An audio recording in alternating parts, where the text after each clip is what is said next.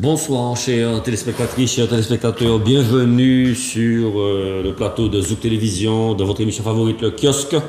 Nous sommes très heureux de vous accueillir en ce deuxième jour de carême, puisque après les jours de festivité, les jours gras, j'espère que vous avez passé de bons moments avec les fêtes et les carnavaliers. Eh bien, voilà le temps du repos. Le temps de la sérénité, et puis bien évidemment nous allons essayer de vous faire passer un moment agréable en compagnie de mes chroniqueurs, de nos invités chroniqueurs pour commenter l'actualité.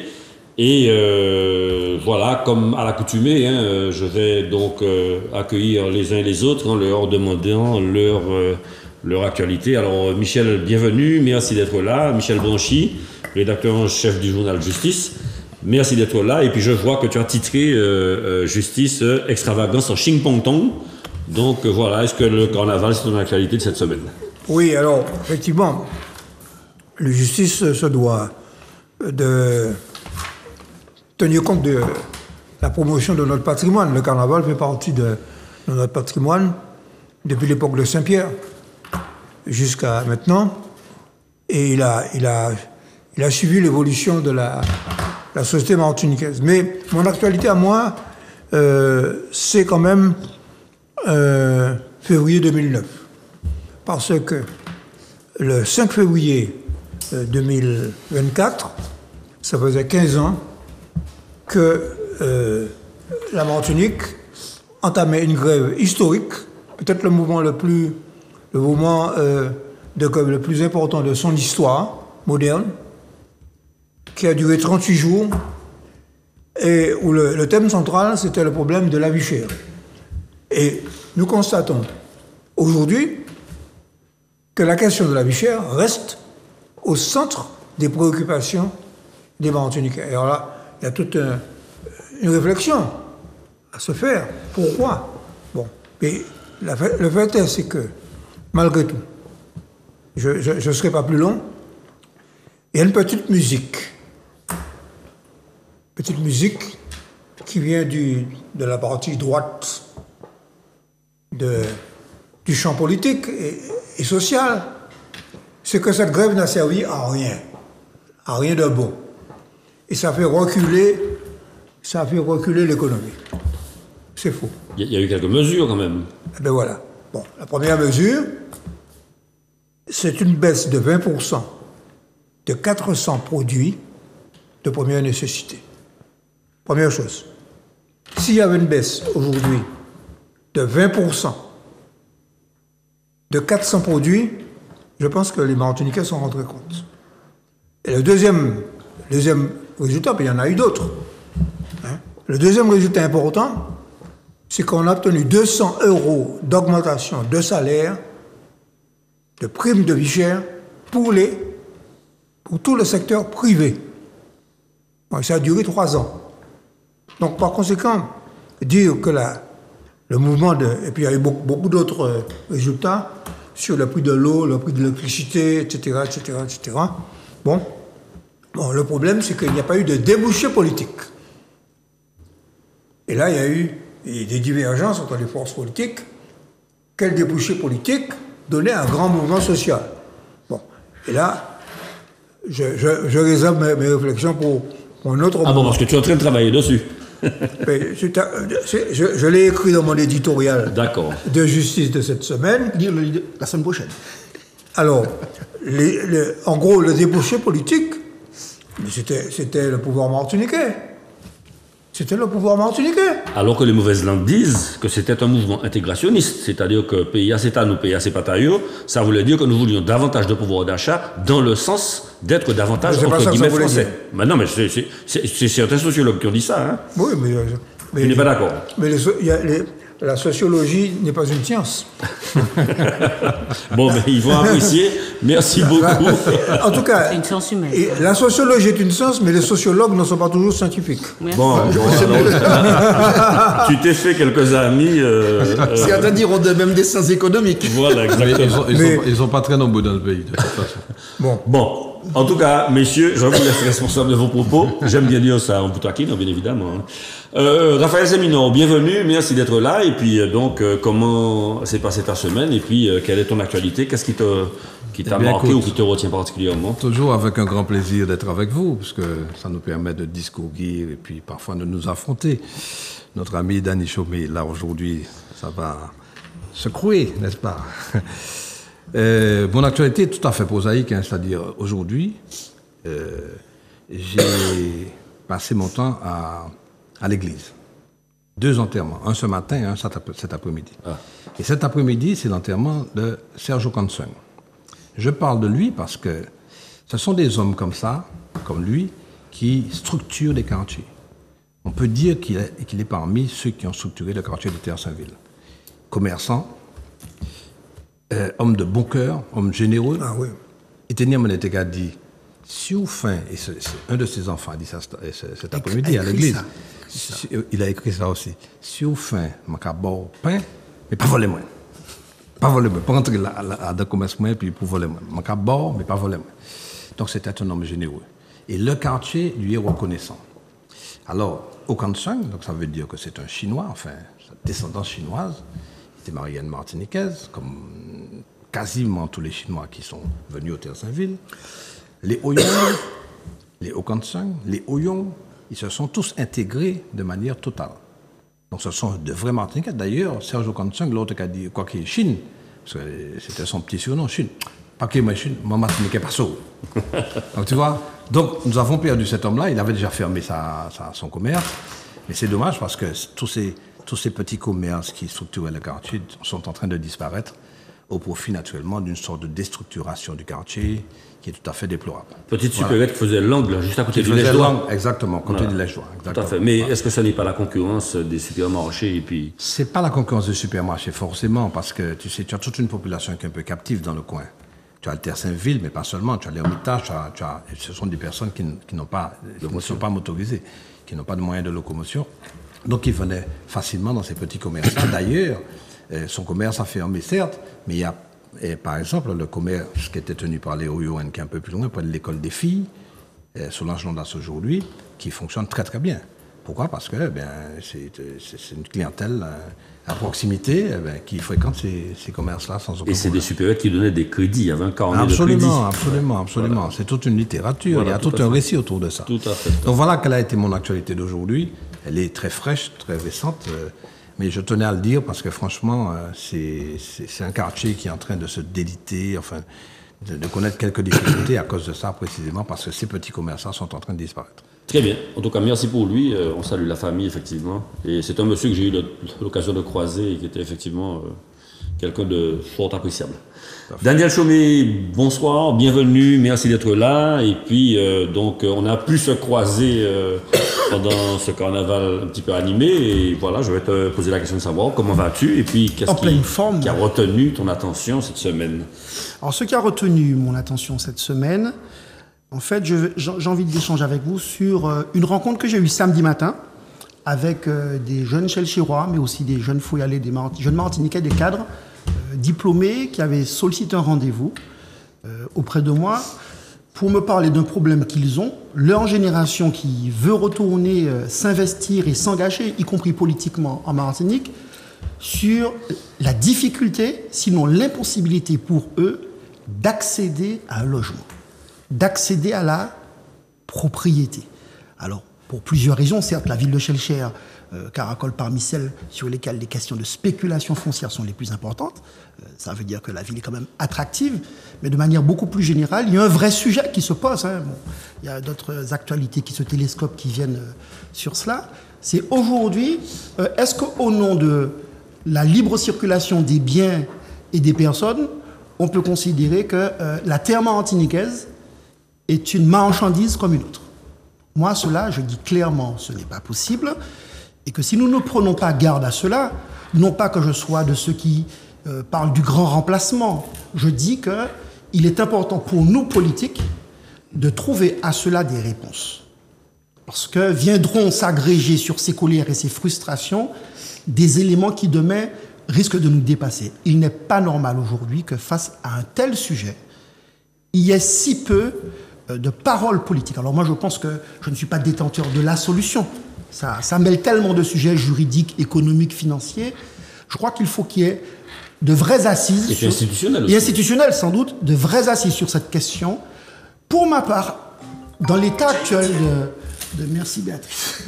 Dans l'état actuel de mes convictions, qui ne sont pas des certitudes, mais juste des convictions, je prône, comme l'ont fait les Corses, de conditionner l'accès à la propriété. Le seul critère des moyens financiers ne peut pas être l'arbitre de ceux qui deviennent ou pas propriétaires en Martinique. Parce que si nous ne prenons pas garde, ces jeunes, dont nous disons qu'il faut qu'ils reviennent en Martinique, comment générer de l'attractivité s'ils ne sont pas détenteurs de la possibilité à terme de s'installer, de vivre et de travailler chez eux?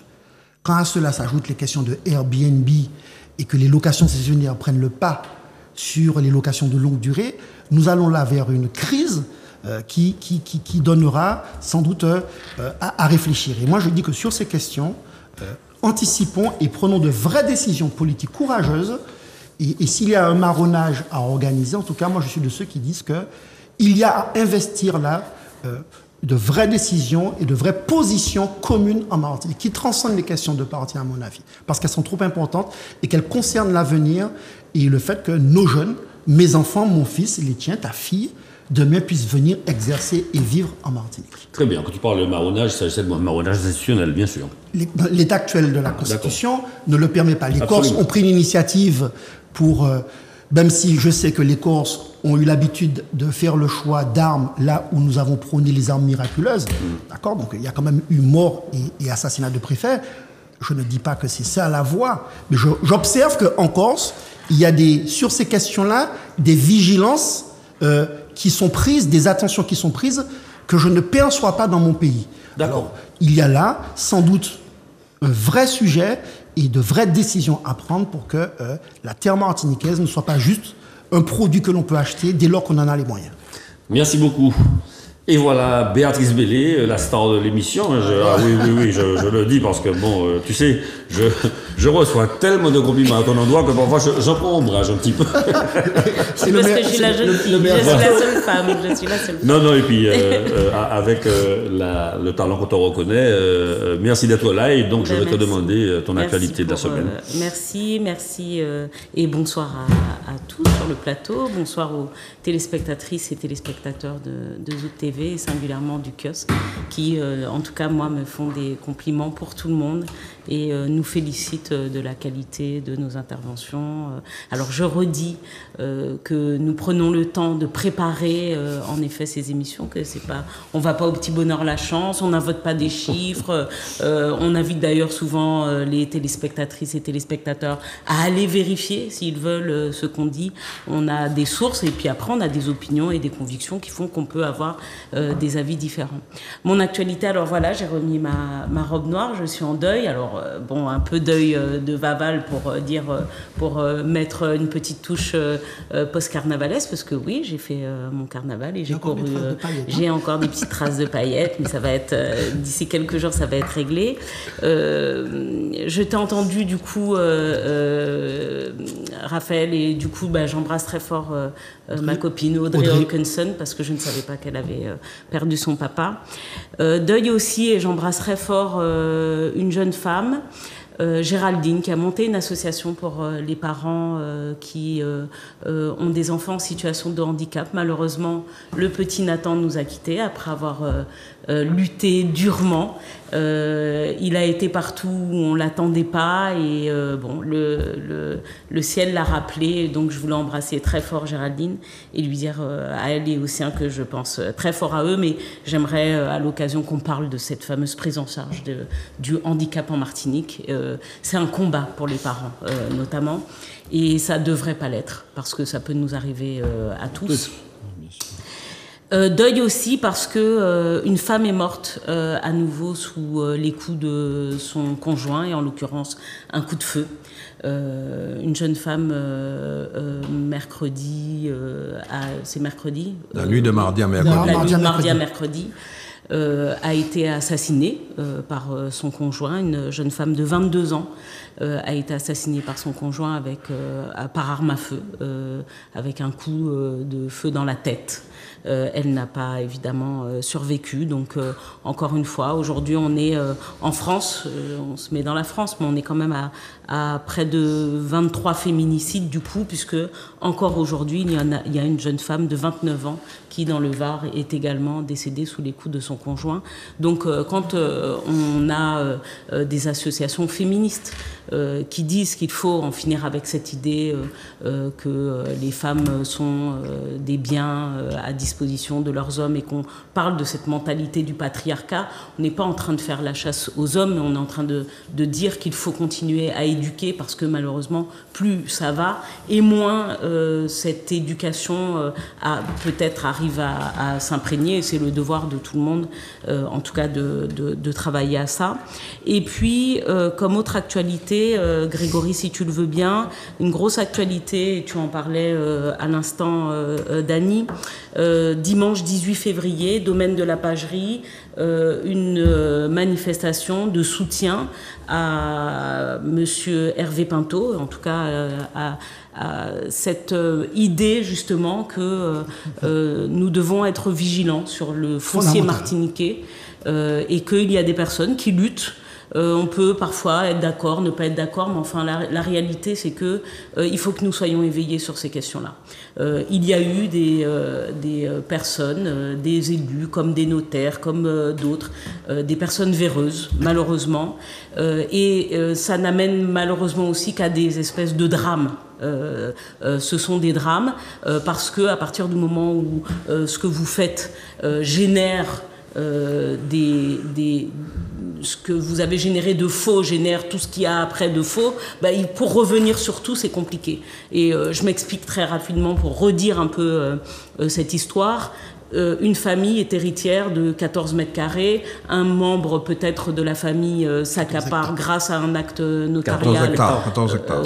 Oui, 14 hectares, pardon. 14 hectares de terrain, un membre de la famille s'en accapare 12 hectares, sachant qu'un hectare c'est 10 000 mètres carrés, hein, donc quelqu'un s'accapare 120 000 mètres carrés de terre et dit qu'il l'occupe paisiblement depuis 30 ans. Voilà.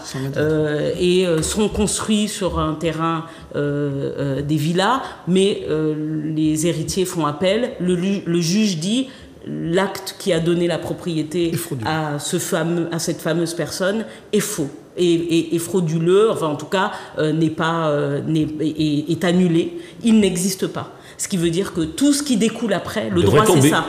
Tout ce qui est nul, tout ce qui procède d'une nullité est nul. C'est comme ça. Même dans les administrations, on l'a déjà vu, des recours qui ont été faits contre des actes administratifs. Tout ce qui découle après et procède de cet acte administratif doit être annulé. Bon, aujourd'hui, on est face à une justice qui ne sait pas comment faire. Mais en fait, elle n'a qu'à dire le droit. À charge après, pour les victimes, telles que cette famille, de recourir aux moyens de la justice. Mais il faut rétablir les Martiniquaises et les Martiniquais, dont M. Hervé Pinto et les co-héritiers, dans leurs droits. Moi, voilà, donc je serai là le 18 février. Je soutiens cette cause, pas parce que c'est M. Hervé Pinto, pas parce que ça fait du bruit, parce qu'on a tous...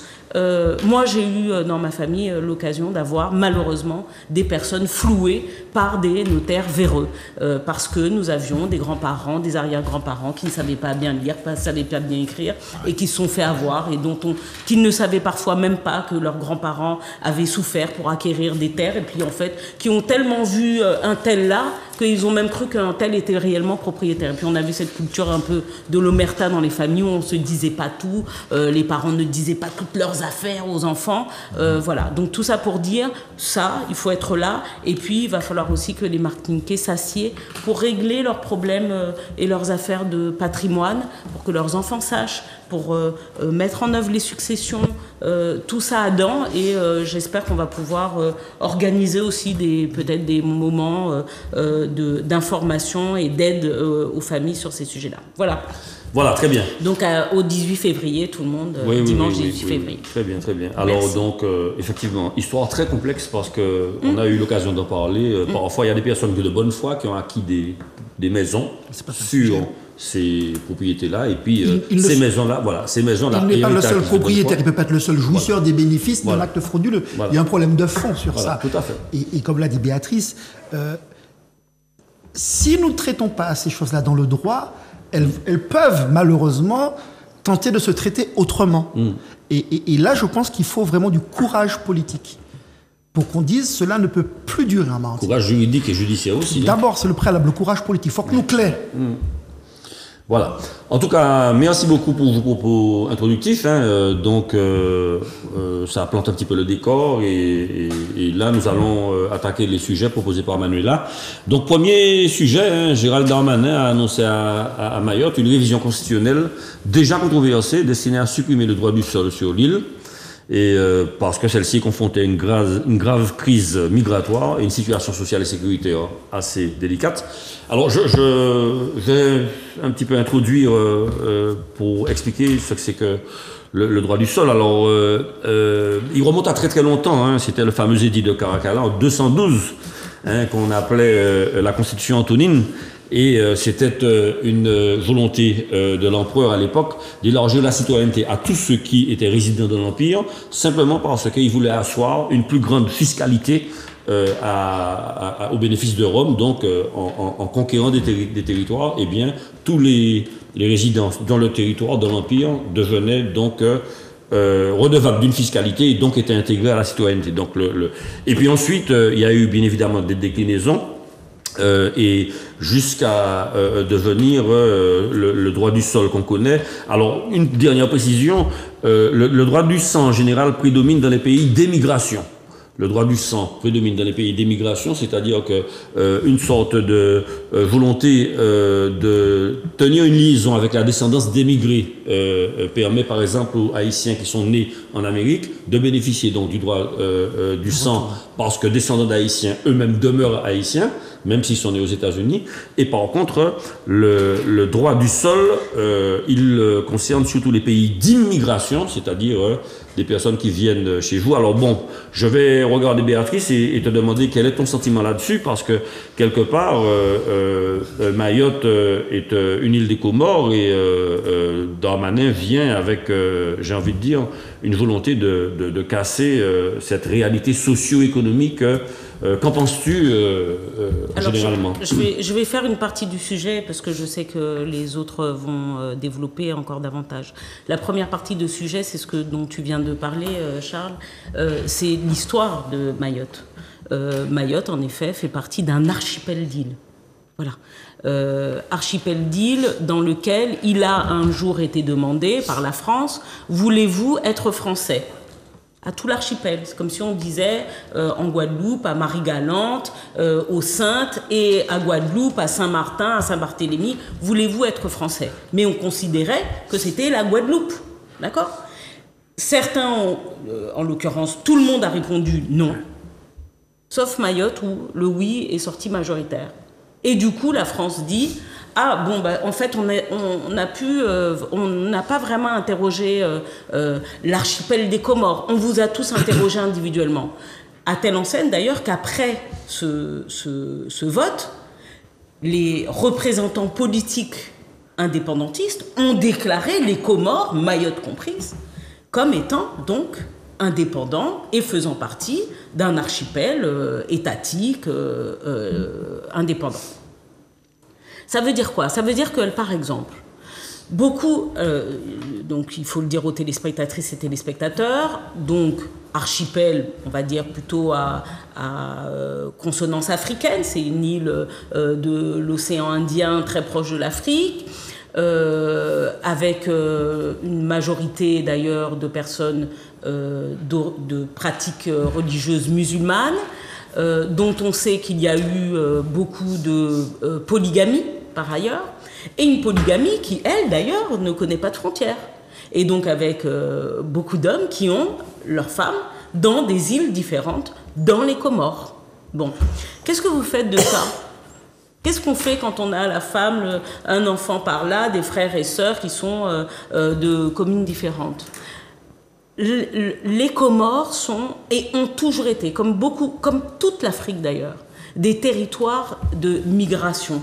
Bon, c'est des endroits où ça bouge beaucoup, ça bouge tout le temps. Les gens vont. Alors évidemment, c'est une culture archipélique, voilà, où les gens bougent. Mais de toute façon, contrairement à ce qu'on dit, les plus grandes migrations en Afrique se font à l'intérieur du continent. Et donc là, les plus grosses migrations se font à l'intérieur du continent. Et puis tout d'un coup, de l'archipel. Et puis tout d'un coup, il y a une île qui devient française. Alors oui, sur un certain nombre de choses, elle a plus de moyens et tout ça. Et donc on a vu aussi la fameuse migration de confort, avec des gens qui veulent aller trouver de l'emploi, qui veulent aller trouver du confort de vie et tout ça. Et donc il y a eu en effet une forte immigration comorienne à Mayotte. Bon. Ce que aujourd'hui Renaissance fait, c'est mettre dans la bouche de gens qui se disent républicains et parfois progressistes les projets de l'extrême droite. Et je crois que ça doit nous inquiéter. Voilà. Ce qui doit nous inquiéter, c'est pas la volonté de lutter contre l'insécurité. Ça, c'est très important que l'État doit veiller à la sécurité. Pour autant, l'État ne veille même pas à la sécurité, ni alimentaire. D'accord? Parce qu'il y a beaucoup de Mahorais qui sont extrêmement pauvres, qui ne mangent pas à leur faim. Il n'y a pas d'eau courante. Il n'y a pas d'électricité partout. Il n'y a pas d'école partout. Les écoles, elles ressemblent à nos écoles d'il y a 50 ans. D'accord? Avec de la terre battue. Il n'y a pas de transport, il n'y a pas de route partout. D'accord? Et les personnes qui y vont vivent un peu comme des expats. Parce qu'il y a des rapts, c'est vrai, et parce qu'il y a une communauté qui touche, par exemple pour les fonctionnaires, plus de 65% de vie chère, et pour des fonctionnaires d'État, c'est parfois les mieux lotis, maisons de fonction, chauffeurs de fonction et tout ça. Bon, donc je laisse les autres développer. C'est du blabla, parce que M. Darmanin, de toute façon, parle d'une modification de la réglementation qui doit passer par une réforme constitutionnelle. On nous avait annoncé une réforme constitutionnelle pour la Nouvelle-Calédonie, pas pour Mayotte. On va voir. D'accord, très bien. Dany? En fait, moi, ce qui me choque, c'est la tendance à laquelle on assiste aujourd'hui. Et on parlera tout à l'heure de Robert Badinter et de ce qu'il a incarné en politique. Je ferai juste une petite ellipse sur cela. Ou comme dans le droit fil de ce qui a été fait pour la loi immigration, où la majorité En Marche a prétendu porter un texte qui, au fond, n'était pas trop son ADN politique. J'ai eu l'occasion de siéger dans des assemblées locales, mais j'aurais eu du mal à porter un texte dont l'inspiration ne correspond pas à mes convictions politiques. Et l'argument qui était insidieusement avancé, c'est de dire, grosso modo, comme il y a une volonté populaire, pour ne pas dire populiste, qu'il y ait sur l'immigration une plus grande fermeté, quitte à ce qu'on fasse la chasse aux étudiants, des choses complètement aberrantes. Et d'ailleurs, certains présidents d'université n'ont pas tardé à tacler l'absurdité de certaines dispositions qui étaient rendues là, dangereuses pour le futur de l'arrivée, de l'accueil de jeunes universitaires dont la France a besoin. On avait l'argument, ben voilà, qu'il y a une demande. Mais en fait, comme le disait Béatrice, on est en train de donner de la consistance à des propos qui sont abjects et qui historiquement sont portés par un parti qu'on appelle le parti de Marine Le Pen, le Rassemblement National. J'ai du mal à dire Rassemblement National, je pense encore le Front National, ex-Front National. Et là, on est exactement dans la même rhétorique. Et on a laissé entre-temps le Conseil constitutionnel, beaucoup de lâcheté. On pose un texte en espérant que le Conseil constitutionnel vienne objecter des règles qui sont les règles élémentaires, c'est-à-dire la loi de la loi. On ne fait pas n'importe quoi dans la Constitution. Et là, on fait la même chose. On vient faire une sorte de droit différent pour prétendument régler un problème d'immigration. Mais le droit du sang et le droit du sol, quel est-il aujourd'hui à Mayotte? Quand un enfant naît à Mayotte, il doit attendre des années avant de devenir français. Est-ce que vous pensez que les gens qui quittent la détresse, la misère dans leur pays viendraient dans un pays français en se disant mais peut-être que dans 13 ans, dans 18 ans, mon fils sera français, donc ça vaut le coup. Donc ça ne va pas traiter le problème de fond qui est celui de la fuite de certains pays, de certaines populations vers des pays pour trouver des solutions à la survie. Mais au fond, on est encore dans la réhabilitation d'un propos politique qui est extrêmement dangereux. Et c'est pour ça que j'en veux à cette majorité qui avait fait la promesse du en même temps, enfin j'en suis revenu depuis 2017, et qui finalement n'est pas dans le même temps. Il en lançait le jambes. Et ce qui est dangereux, c'est qu'à force de ne pas avoir de grille idéologique et prétendument une force idéologique appelle le pragmatisme, qui est à mon avis la combinaison du renoncement et du manque de courage, eh bien, on réhabilite des discours totalement dangereux. On ne peut pas avoir un droit différencié qui fait qu'il y aurait des Français, en tout cas des gens sur le territoire français qui auraient un droit et d'autres un droit fondamentalement différent au regard de ce que veut la Constitution française. Et là, il y a vraiment une dérive politique, une vraie dérive politique qu'il faut condamner, tout en disant qu'il faut traiter les problèmes de l'insécurité qui se posent, mais pas uniquement ceux qui sont liés à l'immigration. Très bien, merci beaucoup. Alors, un petit commentaire par rapport à ce que Danny vient de dire, parce que c'est vrai, quand on regarde ton explication est frappée du bon sens. Le droit du sol, c'est que je retrouve mes notes, c'est quand on est né en France de parents tous deux étrangers et qu'on a vécu 5 ans sur le territoire français, et que le parent à partir de l'âge de 11 ans, et que le parent est resté 3 mois. Voilà, exactement. Donc c'est quelque chose d'assez difficile. À Mayotte, oui. Oui, absolument. Depuis 2018, oui. Oui, alors Raphaël. Il est différent à Mayotte. Oui, c'est ça. Non, alors, vous imaginez, alors je suis bien content de t'entendre dire que la majorité actuelle marche sur une seule jambe et puis sur les deux. Alors ça c'est une petite perfidie que je voulais m'autoriser moi, parce que j'ai même constaté que Danny faisait un mea culpa. Non, mais nous avons eu tellement de discussions autour de ça. Avant qu'elle finisse, juste une taquinerie. Alors, je vais dire à mon ami Raphaël, puisque à l'époque nous avions de grands débats sur le sujet. Rapidement, s'il te plaît. Il est arrivé à son grand parti de soutenir le Parti socialiste sans qu'il soit exclusivement et toujours d'accord avec les positions jacobines du Parti socialiste. Donc, je n'ai jamais été membre d'En Marche. J'ai cru une promesse. Et je vais te dire que dans l'année qui a suivi, 2017, dès lors que j'ai vu la Macronie traiter la question du travail par décret, j'ai très clairement, je me rappelle les discussions avec Béatrice, pris mes distances. C'est pas un revirement. C'est un revirement que nous notons. En tout cas, parce que j'ai le souvenir d'avoir emmené Danny au siège de Macron un soir d'élection. Alors, bref. Le sujet. Alors, non, cette majorité, en quelque sorte, qui est relative, toute relative, est en train de s'attaquer à un totem. Alors, tu disais tout à l'heure, tu es parti depuis les années 212, etc. Mais revenons un peu plus récemment, un peu plus près, pour dire que c'est depuis 1804 que ce droit du sol existe. Et 1889. Alors, pourquoi est-ce qu'aujourd'hui, ce problème se pose? Il se pose depuis les années 80. Alors, jusque-là, les 30 glorieuses, entre 1945, date de la fin de la guerre, la Deuxième Guerre mondiale, et puis la crise de pétrole de 1974, etc., 1973, je me souviens très bien, j'ai commencé mes études en 1975, aux autres, vraiment vieux, très vieux, 1975. Tu n'étais même pas né. Tu n'étais pas né, tu vois, tu n'étais pas né. Et en 1975, nous ne parlions que de ça, de cette crise politique en France, qui faisait qu'effectivement, on était face à un revirement des positions politiques des différents gouvernements, parce qu'effectivement, il fallait régler des problèmes. On avait accueilli massivement des travailleurs étrangers pour reconstruire la France après la guerre. Et puis là, maintenant, on se rendait compte qu'il y avait un problème. Et il y avait un vrai problème, c'est un problème d'intégration. Donc, à partir des années 1980, on a commencé à réfléchir sur ce problème d'immigration. Donc, on s'attaque aujourd'hui au totem juridique. Parce que le droit du sol a toujours été. Le droit du sol, ça veut dire qu'à partir du moment où vous êtes né en France, vous avez la nationalité française. Point.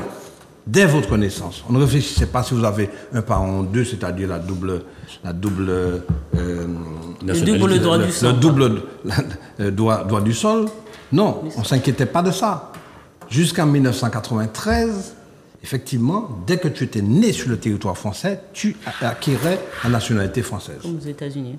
Comme aux États-Unis, exactement. Donc on réfléchit maintenant, on prend pour exemple Mayotte, parce que c'est un laboratoire finalement. Vous avez entendu Marion Maréchal Le Pen ou Bardella, qui dit très clairement, mais ce qui est en train de se passer à Mayotte, eh bien, il faut l'étendre à la France entière. Donc c'est pour ça que je parle de laboratoire. Ça veut dire que simplement, on commence par Mayotte, demain, on va arriver, et j'ai entendu le président du Sénat dire très clairement, mais non, mais c'est pas Mayotte seulement, il faut comment dire, appliquer cette révision constitutionnelle à la fois à la Guyane, à Saint-Martin et à Saint-Barthélemy. Vous avez entendu ça, probablement, aujourd'hui. Donc ça veut dire que nous avons ouvert la boîte de Pandore. Et demain, effectivement, on va estimer que tu ne peux plus acquérir la nationalité française par le biais de droit du sol, essentiellement par le droit du sang. Seuls les enfants nés en France, éventuellement ou ailleurs, mais avec des parents français, peuvent avoir cette nationalité française. Donc, nous sommes dans une situation extrêmement grave. Parce que là, ça veut dire qu'il y aura des personnes qui seront en situation irrégulière de manière régulière, de manière permanente. Je veux dire permanente. Pourquoi? Parce que de toute façon, il ne faut pas se faire d'illusions.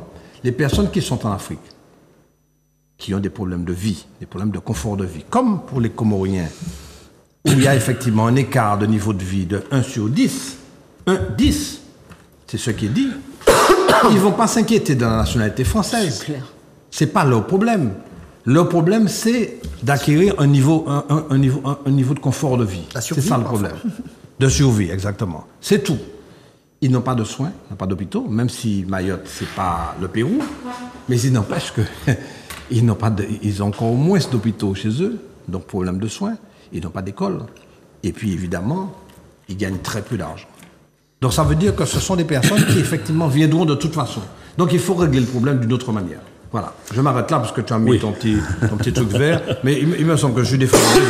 Non, du tout. 4 minutes par personne. Non. Alors, je suis gardien du temps. Tu vas revenir quand même parce que... Oui, on va revenir. Michel, ta réaction sur cette décision? Je vais vous surprendre. Ah bon? Non. On est inquiet. Je vais vous surprendre. Laissez-le parler. Mais la réaction qui m'a plus surprise, c'est celle de M. Fabius, président du Conseil constitutionnel, qui dit que remettre en cause le droit du sol à Mayotte, c'est remettre en cause le principe de l'indivisibilité de la République. Or, précisément, c'est au nom de ce principe d'indivisibilité que depuis 30-40 ans, on refuse l'autonomie au département d'outre-mer. Très bien. Par conséquent, moi, ça ne me choque pas. Ça ne me choque pas, à condition que cela se limite à Mayotte, parce que Mayotte, culturellement, politiquement, économiquement, est très éloigné du standard de vie français. Et par conséquent, qu'il y ait une attractivité entre les Comores, on a dit 1 à 10, entre les Comores et Mayotte, cela n'est pas surprenant. Et le problème, ce n'est pas seulement le droit du sol, c'est le problème de la santé, c'est le problème du pouvoir d'achat. Autrement dit, il faut traiter les problèmes différents avec des moyens différents. Par conséquent, que l'extrême droite essaie de se saisir du cas de Mayotte et vendre sa marchandise en disant qu'il faut étendre ce que l'on fait à Mayotte à l'ensemble de la France, c'est un débat franco-français. Moi, je dis en tant que citoyen des départements d'outre-mer, qui demandons à ce que nos peuples soient reconnus dans la Constitution française, que la Constitution française reconnaisse le droit à l'autonomie de nos peuples, ça ne me paraît pas absurde qu'il y ait un traitement différent sur le plan constitutionnel entre la France et Mayotte. Voilà. D'accord. Donc, la question, en fait, elle te semble pertinemment abordée dans la mesure où, comme les territoires sont différents, à chaque territoire doit correspondre une réponse. Exactement. Bon, nous avons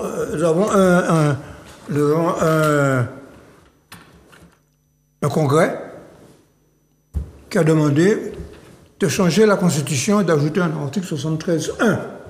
C'est un changement constitutionnel. Oui. Nous avons en Guyane, la Guyane dit, mais nous, on a un problème. On a un problème d'immigration illégale. La Guyane a demandé qu'il y ait un article spécifique dans la Constitution française sur la Guyane. Bon, par conséquent,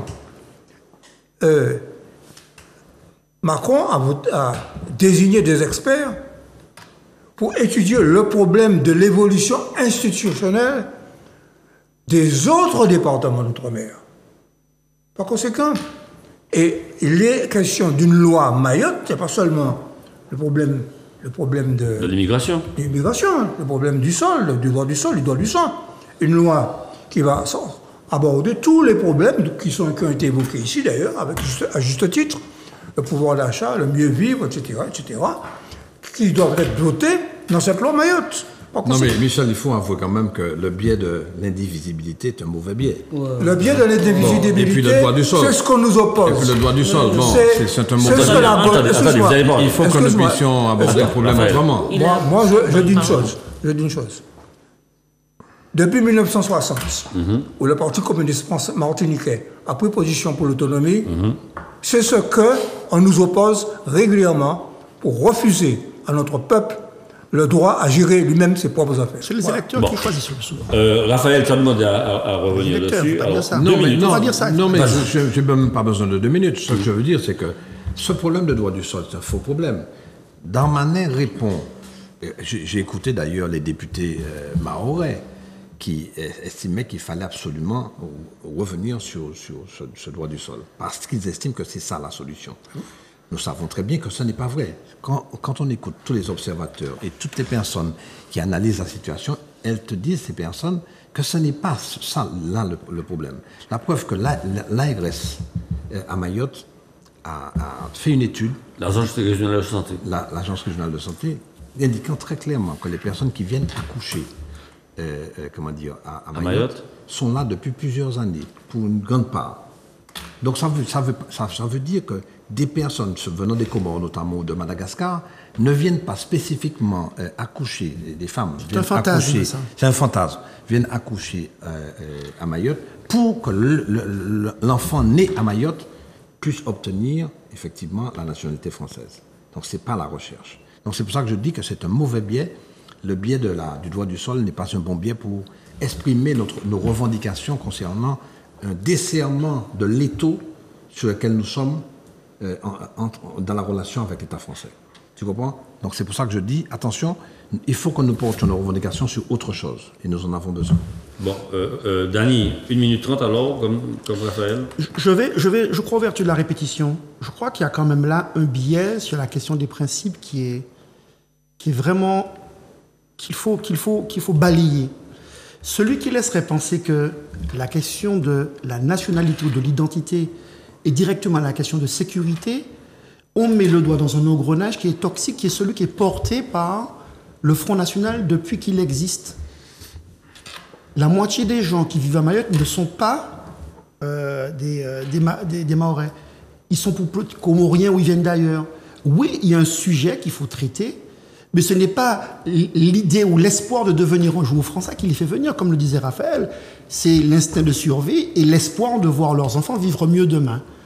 Et faire croire qu'en leur ôtant éventuellement la possibilité d'acquérir la nationalité française réglerait ce problème est un leurre qui est là pour faire plaisir et qui réhabilite dangereusement.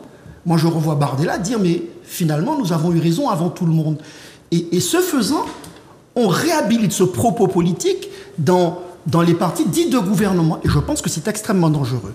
Et puis, on va aborder la question des responsabilités locales. Quand les Martiniquais, je récuse totalement l'argument de Michel, que je respecte pour son grand âge et son militantisme. L'autonomie, c'est le combat de ma vie. Je suis un authentique progressiste, autonomiste.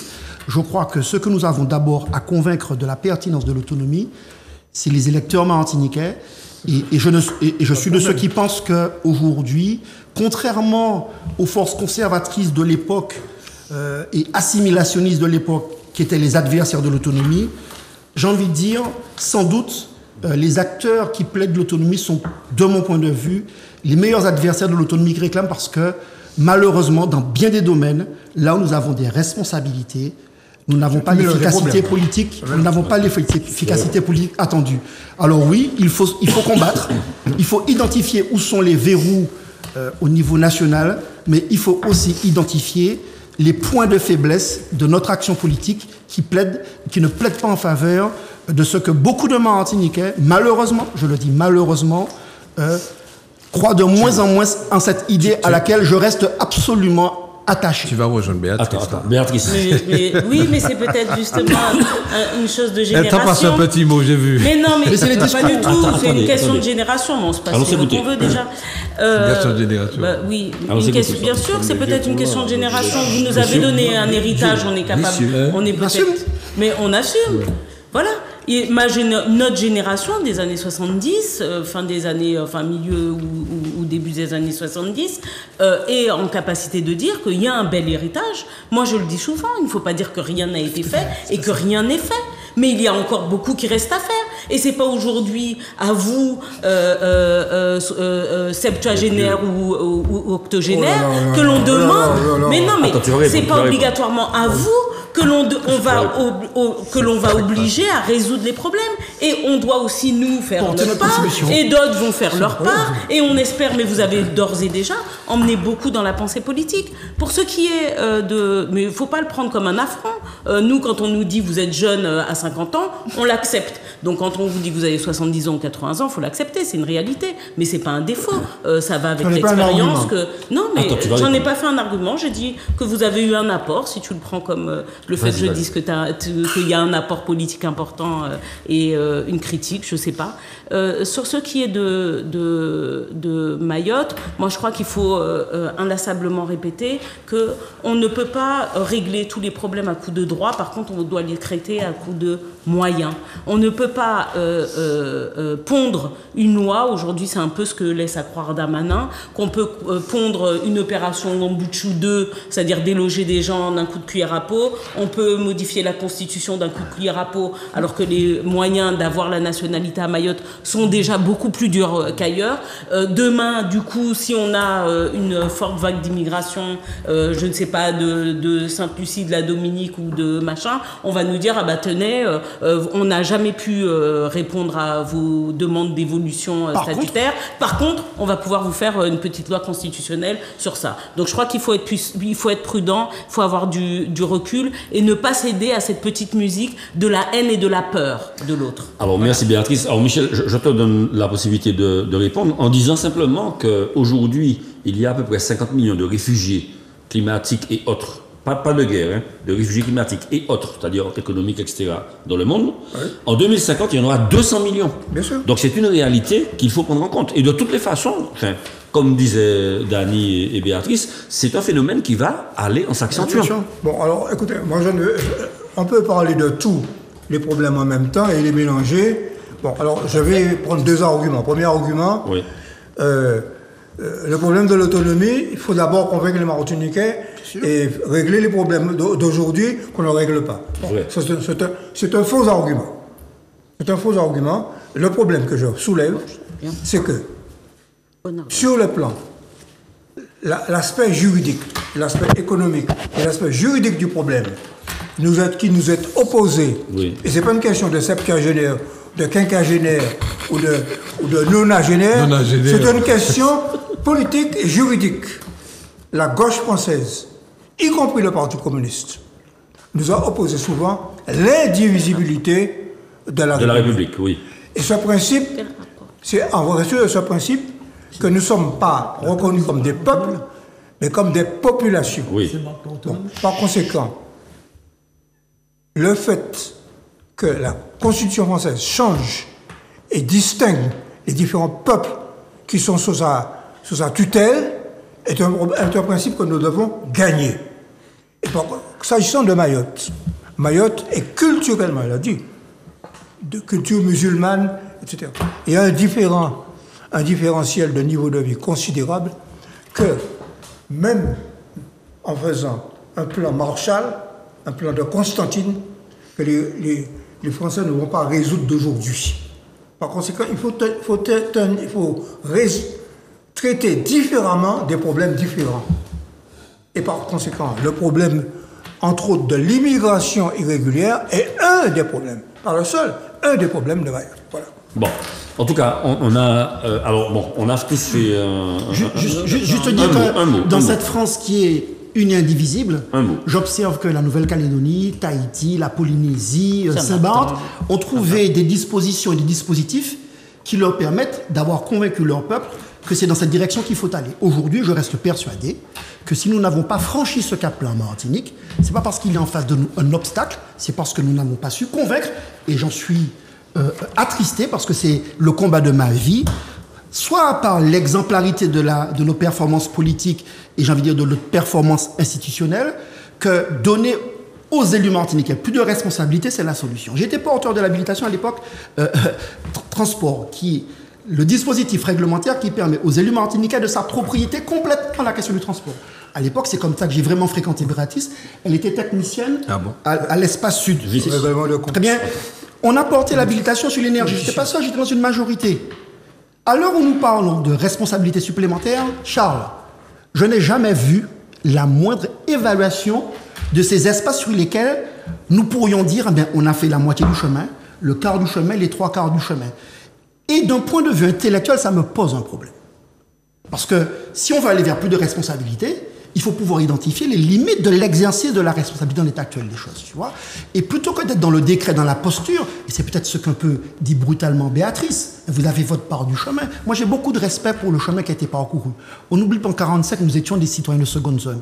On oublie qu'avant 82, quand un élu du département de la Martinique prenait une décision et délibérait, cette décision était soumise à l'avis du préfet. Donc nous avons fait du chemin, et moi je dis ça, chapeau bien bas à tous ceux qui ont participé à ce combat. Mais il reste un chemin effroyable à parcourir, et je pense que le préalable à cela, c'est que nous-mêmes, vis-à-vis de nos électeurs, nous soyons dans une exigence de performance politique, et sur ce champ-là, et c'est là que j'ai souvent des désaccords avec mon ami Raphaël, avec qui j'ai de nombreux échanges, je trouve que nous avons trop de mansuétude face aux problèmes que nous nous posons nous-mêmes. Si on veut résoudre un problème, c'est peut-être mon esprit scientifique qui le veut, il faut pouvoir l'identifier. Si je tape dans un ballon de football le travers, j'ai beau vouloir le faire entrer dans la cage, il sortira de la cage. Bon, alors, deux secondes. Mais on va pas. Deux secondes, juste 2 secondes.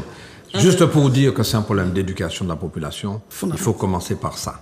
Parce qu'aujourd'hui, le reproche qui est fait, c'est que nos élus ne sont pas à la hauteur des missions, des tâches, des revendications, des résultats. Ils ne sont pas à la hauteur. Mais il ne faut pas oublier que les élus qui sont en place sont des élus qui ont été mis en place par la population, par notre peuple, pour reprendre ce que dit Michel. Alors, je souhaitais quand même préciser à Dany que toutes les décisions, y compris en France, étaient soumises à l'approbation a priori du préfet. Ce n'est que depuis les années 70. Mais pas dans une société post-coloniale. Donc ça n'avait pas du tout les mêmes, ça n'avait pas du tout c'était pas les mêmes ressorts. Mais Charles, pas toi, pas ça. Non, mais quand même, il fallait préciser ça. Oui, mais pas toi, pas ça. Mais non, mais je précisais ça du point de vue historique. Que tu dis, non, mais voilà, un Martiniquais qui partait faire des soins en France hexagonale devait payer de sa poche parce que c'était pas la même sécurité sociale. Donc il y a eu de progrès. C'était pas le même RMI. Mais par contre, quand CESEA voulait faire les écoles, il n'avait pas les mêmes attributions que n'importe quelle ville de l'époque. Et les dotations aujourd'hui. J'ai simplement précisé sur ton exemple, j'ai simplement donné la précision qu'il fallait. Alors concernant la suite, puisque bon, on voit bien que le temps file. Deuxième thème, alors je vous propose 1 minute 30 par personne. Nomination de la nouvelle ministre déléguée aux Outre-mer, Marie Thévenoud. Et pourquoi pas beaucoup de temps? Parce qu'on avait déjà débattu de la personnalité des ministres et puis ou alors de la pertinence de la politique menée en général, ou par le ministre de tutelle ou alors par le gouvernement. Raphaël, comme tu me regardes avec les yeux mi-clos, je te donne la parole d'abord. Mais tout à fait. Quoi, 1 minute 30 Oui. Bon, alors, Guévenoud, elle sort d'où? Je ne sais pas. Bon, j'ai lu qu'elle a 47 ans, qu'elle a été attachée parlementaire d'Alain Madelin. Donc, ça veut dire qu'elle a une petite orientation sur le plan économique, n'est-ce pas, Michel? Oui, néolibéral. Mais j'ai regardé ses interventions à l'Assemblée nationale. Elle parle beaucoup de justice et de police nationale notamment, mais pas grand-chose. Alors je ne sais pas, est-ce que le ministère des Outre-mer est une variable d'ajustement? C'est-à-dire qu'on veut essayer de placer les petits copains, puisqu'elle est à Renaissance, hein, elle est chez Macron, donc on veut lui donner une petite tote, donc on la place là, mais ce qu'il faut observer, c'est qu'en 4 ans, nous avons eu 6, enfin je ne devrais pas dire 6, mais 5 ministres des Outre-mer. On a commencé par Le Cornu. Ouais. Ensuite, je crois qu'Elisabeth Borne, comme il n'y avait pas de ministre des Outre-mer, elle a servi de ministre des Outre-mer. Ensuite, Yaël Braun-Pivet, l'actuelle présidente de l'Assemblée nationale, qui n'est restée qu'un mois. Hein. Ensuite, Carenco, puis Vigée. Ouais. Et maintenant, Guévenoux. Bon, il faut que nous nous interrogions très sincèrement. En plus, ce qu'il faut dire, c'est qu'avant, ce ministère était un ministère de plein droit. Aujourd'hui, c'est un ministère délégué. Donc, on s'oriente vers quelque chose qui ressemblerait à une dilution de nos revendications, de la prise en compte de ce que nous sommes, hein, pour finalement se dire, mais parce que c'est ça la logique qui prévaut aujourd'hui, les problèmes des Outre-mer doivent être réglés par les différents ministères. Donc, comme les problèmes doivent être réglés par les différents ministères, ce n'est pas nécessaire que nous ayons véritablement un ministère des Outre-mer. La preuve, c'est que France O, qui était une télévision qui nous était dédiée, qui nous permettait d'exposer nos difficultés, d'exposer nos problèmes, d'exposer nos thématiques qui nous sont propres, eh bien, France O a disparu. Donc, on est dans cette logique-là, qui consiste à dire, vous n'êtes pas différents des départements, en tout cas des territoires de France hexagonale, vous devez vous diluer dans tous les ministères qui existent aujourd'hui. Bon, je trouve que c'est de très mauvais aloi, et parce que nous avons des problèmes qui sont véritablement spécifiques, nous ne ressemblons pas à la Creuse, ni à l'Ain, ni à comment dire, à un des départements ou régions d'outre-mer, etc. Bon. C'est clair, net et précis. Voilà. D'accord. Michel. Bon, ce n'est pas une découverte que les départements d'outre-mer ne sont pas considérés comme un tremplin politique par certains personnages ministrables. Bon. Par conséquent, je ne suis pas surpris qu'on ait du mal à trouver des candidats, d'autant que ce sont des petits pays avec des gros problèmes. Ce sont des petits pays avec des gros problèmes, des problèmes sociaux, d'inégalité sociale. C'est le sens de la formule.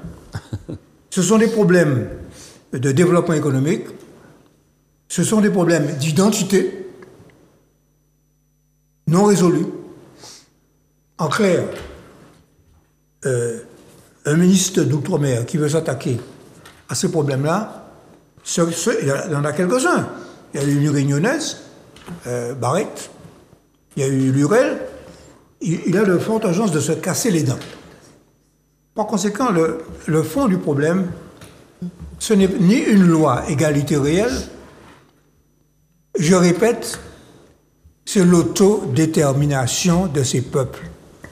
Par conséquent, le problème, ce n'est pas un ministère de plein exercice, c'est l'autodétermination des peuples d'outre-mer. Voilà. Alors, c'est super, mais je peux vous donner une petite anecdote, hein, juste très rapide, pour aller dans le sens de Michel. J'ai connu un préfet qui est arrivé ici. Il a fait le tour des communes pour se présenter, et puis il dit, je considère la Martinique comme une respiration. Je regarde le gars, je lui dis, mais il ne sait pas où il est tombé. Un mois après, rappelez-vous, la grosse grève sur le port.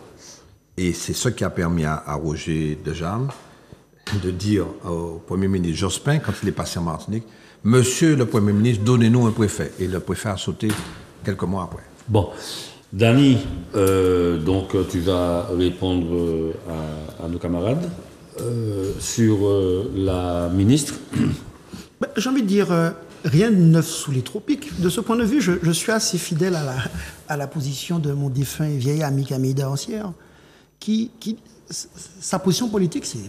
Nous n'avons rien à attendre d'un ministre de l'Outre-mer, qui est un super préfet. Et je suis toujours assez frappé que des authentiques Martiniquais qui revendiquent la responsabilité locale, quand j'entends leur argumentation, me donne le sentiment qu'ils espéraient que ce personnage aurait une baguette magique pour résoudre à notre place les problèmes qui sont les nôtres. Donc, moi, j'ai envie de te dire, enfin, pour moi, c'est une non-actualité, savoir qui est ministre de l'Outre-mer. Le vrai sujet pour moi, c'est comment les élus martiniquais s'organisent pour donner des pistes aux défis majeurs que nous avons à résoudre en matière de santé, en matière d'éducation, en matière de transition, surtout en matière de développement économique. J'ai entendu dernièrement une rhétorique qui m'a amusé sur il faut sortir de l'économie de comptoir. Mais ça ne se décrète pas, ça. Ça ne se décrète pas.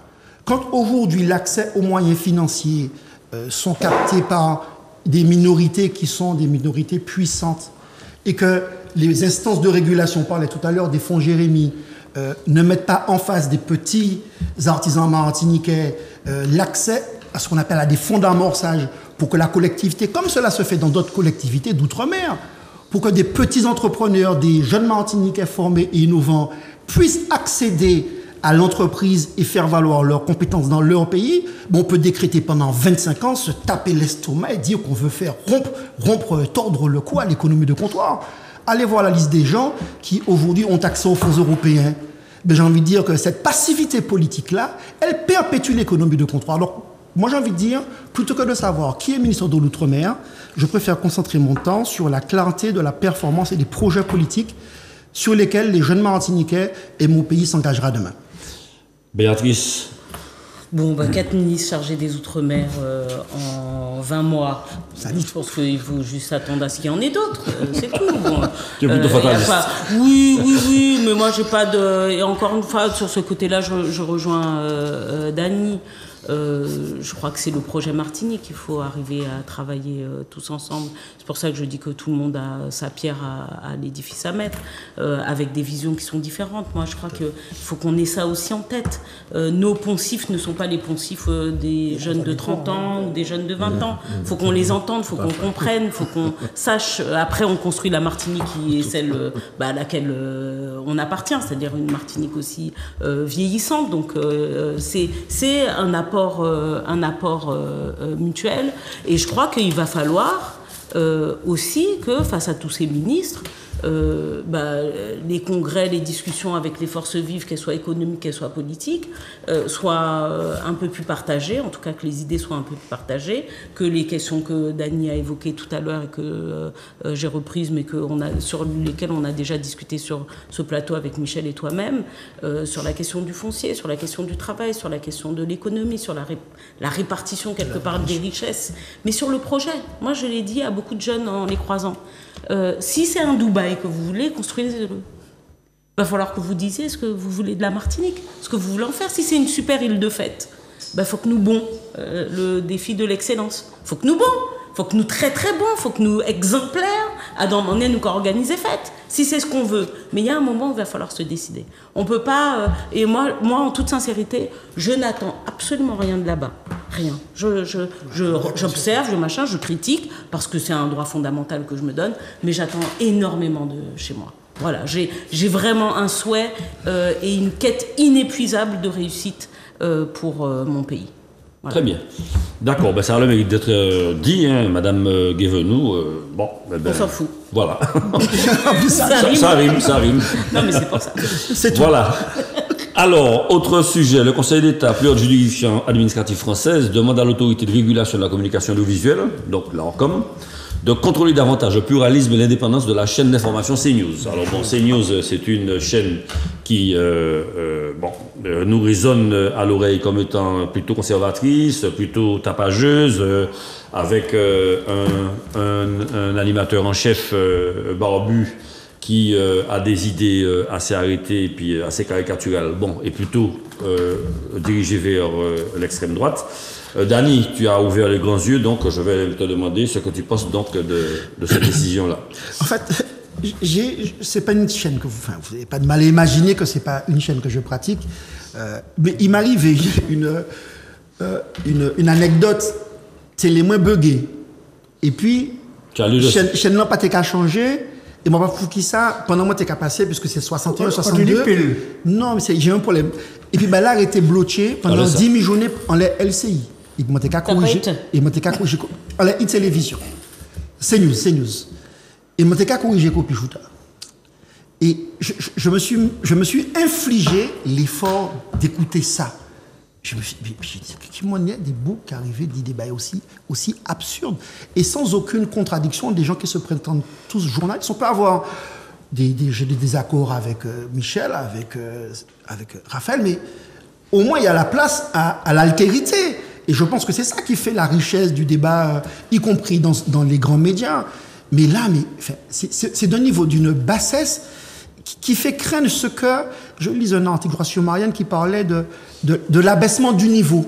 Et il parle de l'abaissement du niveau, mais à tous les niveaux, en politique, dans l'éducation, dans le journalisme, chez les intellectuels. Et il remonte très loin, il montre aussi dans l'abaissement du niveau de l'école, de niveau mathématique. Et ça, et quand on parle de responsabilité, nous, responsables et authentiques autonomistes, plutôt que de quémander du pouvoir, moi, j'aimerais voir mes élus martiniquais parler de la question de l'éducation. C'est le début du combat. C'est le début du combat d'une école qui reproduit les inégalités. Eh bien, oui, il y a de la complexité. LCI a fait le choix de renoncer CNews a fait le choix de renoncer à la complexité et de s'inscrire dans un populisme puant. Il faut appeler un chat un chat. Un populisme puant et qui est le risque aussi de voir de grands médias aussi être contrôlés par des grandes puissances d'argent. Et ça, c'est quelque chose dont Michel pourra parler. Et la liberté médiatique, laissez penser qu'aujourd'hui c'est une chaîne d'information. Non, c'est une chaîne au service d'une idéologie qu'il faut pouvoir appeler une idéologie d'extrême droite qui est extrêmement dangereuse pour ce qui est pour moi la démocratie de manière générale. Très bien. Raphaël. Alors, non, le grand débat, c'est quoi? Le grand débat, c'est la liberté de la presse. Et puis, cette télévision qui est une télévision d'opinion. Est-ce que tu la regardes? Pardon. Ça m'arrive pas très souvent. Ça m'arrivait de regarder effectivement les journaux télévisés de CNews, mais pas les émissions. Mais de temps en temps, ça arrive que je puisse regarder pour au moins savoir ce que c'est. Voilà. Il ne faut pas oublier qu'un type comme Éric Zemmour a été fabriqué non seulement par CNews, mais aussi par Laurent Ruquier dans son émission On n'est pas couché. Il y avait Éric Nolot et Éric Zemmour, côte à côte, qui distillaient effectivement une philosophie politique xénophobe et de très raciste. Il a été condamné. Raciste, mais oui, il a été condamné. Donc CNews a poursuivi, et ce qui m'enrage, c'est de voir une Christine Kelly qui animait l'émission avec Zemmour. Parce que Zemmour avait cette tribune, tribune ouverte. Le gars s'exprimait. Il n'avait pas effectivement de contradicteur. Quasiment pas. Parce qu'il ne faut pas oublier que Éric Zemmour, c'est quand même un tribun. C'est un gars qui parle bien, qui a des idées arrêtées. Il a réussi à faire passer ces idées-là. Donc moi, ce que je dis, c'est que j'ai écouté hier ou avant-hier, je ne sais plus, Robert Ménard. Parce qu'il faut savoir que c'est RSF, c'est-à-dire Reporters sans frontières, qui a introduit le recours devant le Conseil d'État, pour demander au Conseil d'État, effectivement, de demander à l'autorité de régulation de l'audiovisuel, effectivement, de mettre un holà dans cette affaire-là. Et Robert Ménard, qui est maire de Béziers, mais également cofondateur de RSF, s'insurge contre ça. Mais il ne faut pas oublier que Robert Ménard, il vient de l'extrême droite. C'est un porte-drapeau de l'extrême droite. C'était, bon maintenant il se dit d'hiver droite, mais c'était effectivement un gars du Front National. Donc aujourd'hui il dit, attention, il y a danger parce que la liberté de la presse est en danger, etc. etc. Mais il ne dit pas qu'effectivement on a offert une tribune à une personne, Éric Zemmour, qui effectivement fait son lit, tranquillement, sans aucune contradiction, sur un média qui écoutait, même s'il dit lui-même que c'est 3% des antennes, etc., mais c'est quand même 3%. Et ça fait tache d'huile, les gens écoutent, commentent, etc., etc. Donc moi, ce que je veux dire, c'est qu'il faut qu'on soit très, très prudent. Il ne faut pas oublier, parce que CNews, donc Bolloré, qui a maintenant Canal+, et qui a plusieurs médias, c'est ça, comment dire, il faut dire que ça constitue l'opinion. Très bien. Attention, et CNews est comparé à Fox News des États-Unis. Ouais. Fox News qui soutient Trump. Hein? Bon. Michel, oui, opinion publique, jugement, valeur, conviction. Mes deux prédécesseurs ont dit l'essentiel. Bon, CNews, c'est le porte-parole avec un certain... Il ne faut pas les sous-estimer. Avec un certain talent de l'extrême droite. Bon. Il y a des gens de valeur actuelle. Ouais. Il y a un seul... Il y a un... C'est l'ancien socialiste là qui vient. Un communiste de temps en temps qui prend la parole, qui est l'ancien directeur de campagne de Roussel. Mais l'essentiel, ce sont des gens d'extrême droite. Okay? Et Raphaël a eu raison de rappeler qu'ils ont fabriqué Zemmour. Ils ont fabriqué Zemmour. Alors, mais derrière, c'est les grandes puissances d'argent. C'est ça le fond du problème.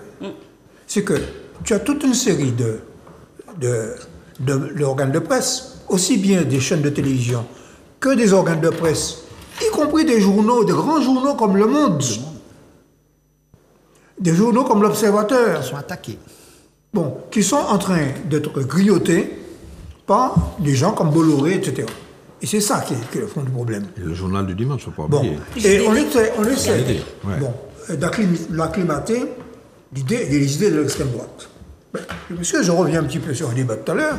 Les premiers à dire qu'il fallait étendre la révision constitutionnelle envisagée pour Mayotte à l'ensemble de la France, c'est CNews. Ils sont en train de faire une campagne en disant ça qui est bon pour Mayotte, bon pour la France entière. Bon. Donc ils sont en train d'habituer les Français au mode de raisonnement de l'extrême droite et par conséquent notamment sur la question de l'immigration. Voilà, j'en ai terminé. Merci. Béatrice. Alors, si Grégory veut bien, il y a des chiffres. Parce que la plainte de Reporters sans frontières n'est pas tombée pour rien. Elle est tombée parce qu'il y a des éléments, notamment grâce à Médiamétrie, qui ont permis de mesurer l'incidence, on va dire, de CNews. Grégory Grégory, s'il peut nous envoyer, s'il te plaît, les chiffres. Voilà. Ah d'accord, voilà. Donc, on regardait, ne serait-ce qu'en 2020, voilà la part. Dans les matinales, 26% des invités dans les matinales étaient d'extrême droite. 26%. Voilà. C'était ça, ne serait-ce que pour les matinales. Après, on regarde sur le constat amplifié, donc sur toute l'année, sur CNews, à chaque fois, le Front National est premier et celui qui est diffusé, qui donne le plus la parole à des invités d'extrême droite.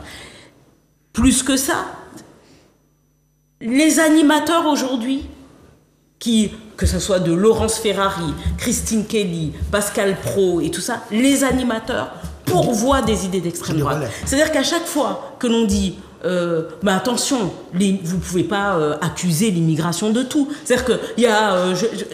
mais il y a une fois où c'était tellement énorme, c'est-à-dire qu'il y a un champ qui a brûlé. C'est la gauche. Mais non. Alors si c'est les islamo-gauchistes qui ont mis le feu, ou sinon c'est des immigrés sortis de je ne sais où qui ont... Enfin, on arrive à des prismes d'analyse des situations qui sont déments. Mais moi, je regarde. Je fais comme Raphaël, je regarde parce qu'il faut que je comprenne quels sont les arguments utilisés. Tout à fait. Là, vous allez regarder, si vous regardez ces news, ils ont ce qu'on appelle des éléments de langage. Et parce que le Conseil d'État a dit à l'ARCOM, donc c'est la fameuse agence qui doit vérifier, c'est l'ancien CSA, d'accord ? C'est l'ancien CSA, donc l'instance de régulation indépendante des médias. Parce que CNews se revendique chaîne d'information. C'est parce qu'elle se revendique chaîne d'information qu'elle a l'obligation de la pluralité. Tout à fait. D'accord ? Donc, ils ont dit, allez vérifier ça, parce qu'en effet, il y a là une difficulté. Et la parole est donnée, si Grégory le veut bien, à des personnes qui ont été des porte-plumes de l'extrême droite et de la pire, qui a été condamné. Et regardez, il y a par exemple le patron du nouveau JDD, Geoffroy le jeune, qui y est passé, mais rappelons, c'est quoi Geoffroy le jeune ? Rappelons Valeurs Actuelles. Oui. Valeurs Actuelles, c'est ceux qui mettaient Madame Obono en esclave, avec un profil limite un peu singé, d'accord, sur un magazine, et ils ont été condamnés. C'est ce monsieur qui passe son temps sur CNews et qui dirige le JDD. Et il aura été recruté par Lagardère, qui lui-même aura été, de toute façon, mis sous pression par Bolloré, propriétaire de CNews. D'accord ? Donc, monsieur Geoffroy Lejeune a été mis à la tête du JDD par monsieur Bolloré. CNews, c'est monsieur Bolloré. TPMP avec monsieur Hanouna, c'est monsieur Bolloré. Et quand moi j'entends des personnes autour de moi dire « Ah ouais, il y a la doxa générale, les infos, je sais pas quoi, ah oui, vous supportez pas », je dis « Attendez, vous voyez pas qu'il y a un faisceau quand même, là, avec une puissance d'argent massive, avec des idées que vous voyez se reprendre, qui est en train de s'imposer, qui met une petite musique qui ne nous est pas obligatoirement favorable. Vous voyez pas ça? Vous avez l'impression d'être exceptionnel parce que ce sont des idées qui sont, entre guillemets, disruptives. Elles sont pas disruptives. Elles sont juste racistes, toxiques, haineuses. Et ces personnes-là travaillent sur la peur. La peur fait oublier les problèmes d'éducation, fait oublier les problèmes sociaux, fait oublier les problèmes de logement, et on met tout sur le dos de l'étranger, on a tout réglé. Mais pita pitris. D'accord, très bien. Bon, ben on a effectivement entendu l'alerte et donc aujourd'hui le Conseil d'État a demandé à ce que cette chaîne soit sous surveillance. Alors, autre thème, s'il vous plaît, rapidement, le décès de Robert Badinter, parce que je vais vous entendre plus longuement sur l'offensive contre Rafah. Alors, Robert Badinter, Dany, il me semblait que tu étais sensible à ce sujet. Eh bien oui, parce qu'en fait, c'est grand bonhomme. Et finalement, y compris reconnu par ceux qui, en son temps, l'avaient combattu et ceux qui étaient dans des partis en face de lui. Et je pense que ce qui fait le côté un peu intemporel de ces personnalités politiques et de l'unanimité qu'ils peuvent susciter après leur départ, c'est finalement, à mon avis, au moins deux choses. La clarté des positions politiques et leur courage politique. Et à l'heure où nous voyons les tentations électoralistes vouloir en faire la courte échelle aux idées du Front National, parce que c'est le populisme tout ça, ça veut dire s'appuyer sur les douleurs des hommes, qu'un grand H. Il ne s'agit pas de dire qu'elles sont singées, de vraies douleurs, il y a de vrais problèmes de cherté de la vie, il y a de vraies difficultés à se loger, il y a de vraies difficultés, il y a des inégalités qui deviennent de plus en plus insupportables pour de plus en plus de Martiniquais, de plus en plus de Français. À l'heure où dans le monde, on a cette tentation populiste, eh bien, des hommes comme Badinter, c'est des hommes qui ont su dire eh bien, sur les grands principes, eh bien, j'irai à l'encontre de ce que l'opinion publique pense. Et moi, j'étais extrêmement frappé des éléments de langage portés par certains membres du gouvernement, notamment sur la question de la loi immigration, en disant, grosso modo, l'opinion publique s'accommode de ça.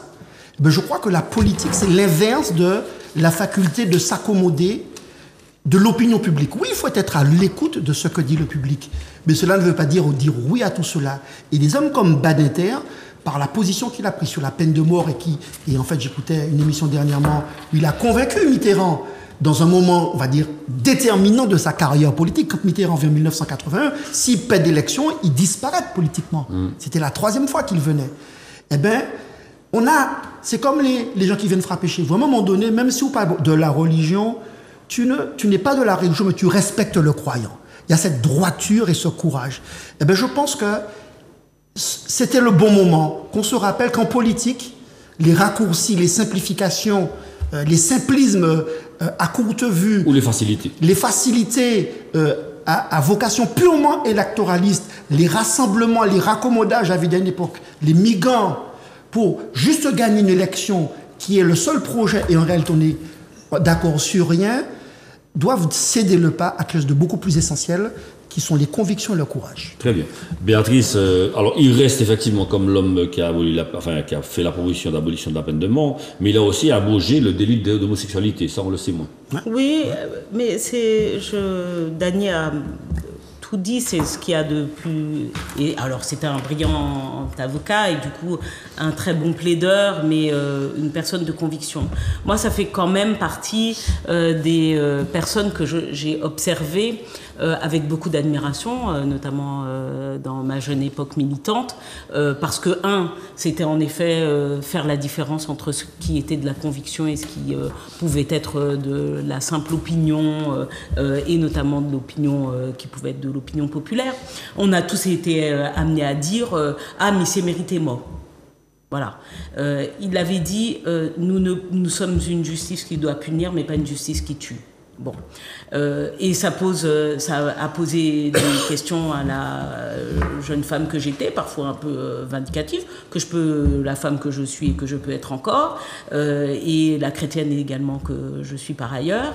Et c'est ces grands hommes qui nous permettent de nous interroger, d'interroger toujours les sociétés.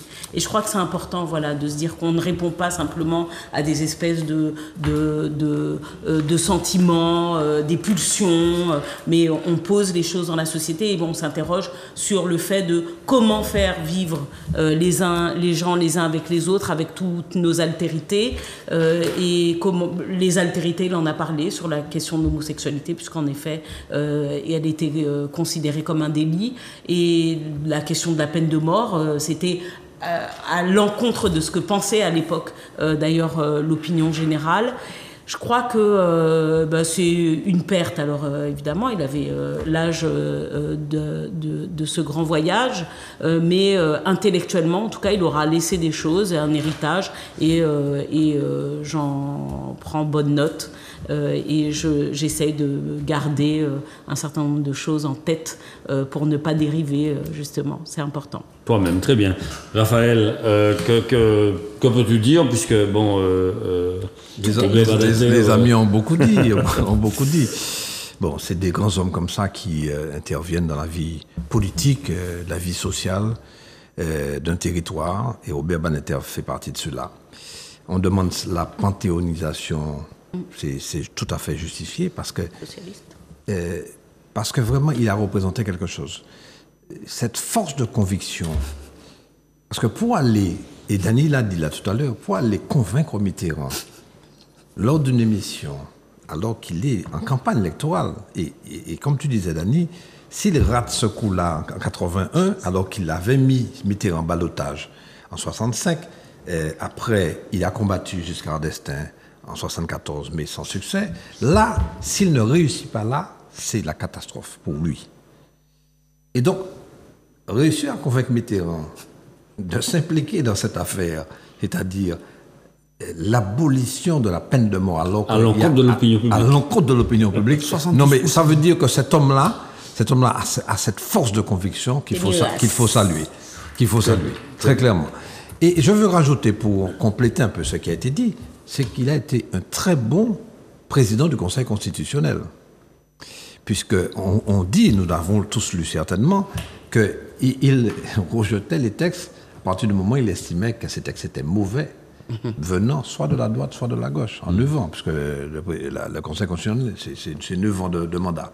Donc, en 9 ans de mandat, il a rejeté droite et gauche. Donc, ça veut dire que c'est quelqu'un qui a une hauteur de vue, et c'est vraiment un humaniste, parce qu'il ne faut pas oublier non plus qu'il a humanisé les prisons. Le combat pour les prisons. Les quartiers de haute sécurité qui étaient innommables, parce qu'effectivement, les gens vivaient dans des conditions dans ces prisons-là inacceptables. Il a donc agi là aussi. C'est un humaniste, et la panthéonisation est tout à fait justifiée. Voilà. Très bien. Michel, alors donc, c'est grâce à lui finalement que la justice ne rime pas avec vengeance. Oui, alors, moi, je vais redire un peu ce qui a été dit par nos chroniqueurs. Et ce que je retiens surtout, c'est le courage qui consiste parfois à aller à contre-courant de l'opinion.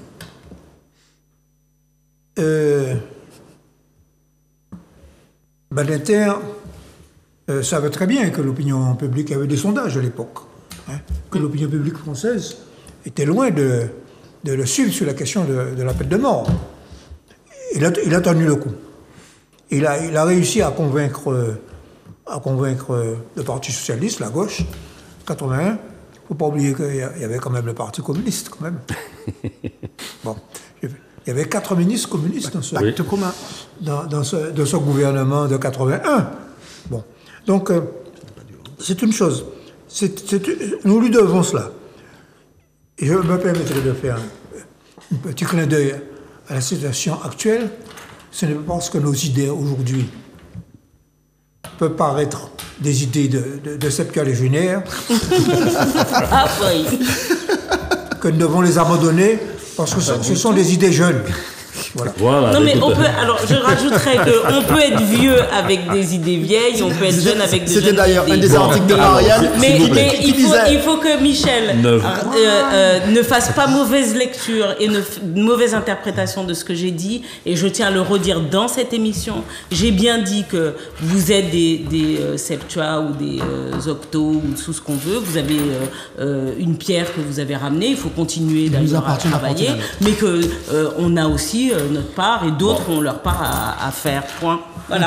Pour interpeller demain. Voilà, dernier thème, puisque l'heure file. Et je souhaiterais vous entendre là-dessus. Guerre Hamas-Israël, Netanyahou annonce une offensive sur Rafah. Alors le contexte est le suivant, c'est qu'il a demandé à toute la population de Gaza d'aller dans le sud. Et aujourd'hui, on a 1,4 million d'habitants qui sont regroupés à Rafah, au nord de la frontière avec l'Égypte. Et il semble vouloir aujourd'hui encore déplacer cette population-là. Et Joseph Borrell a posé la question de savoir est-ce qu'il les déplacerait sur la Lune, le représentant de l'ONU, très pertinemment. Alors, Michel, donc on est tous dans l'effroi, quoi. Bon, alors, il est certain que même les États-Unis, je crois que c'est Anthony Blinken, a demandé à Netanyahou, est-ce que il ne se rend pas compte que ça va constituer un désastre. Un désastre. Bon. Alors, là, et je m'aperçois, je viens de lire dans l'Humanité, que la gauche française, enfin, est en train de se demander, est-ce qu'il ne faut pas saisir le tribunal pénal international pour incriminer Israël de génocide. Ils le font après l'Afrique du Sud. Alors, ça, je ne savais pas. Alors, ça, bon, mais oui. Oui, parce que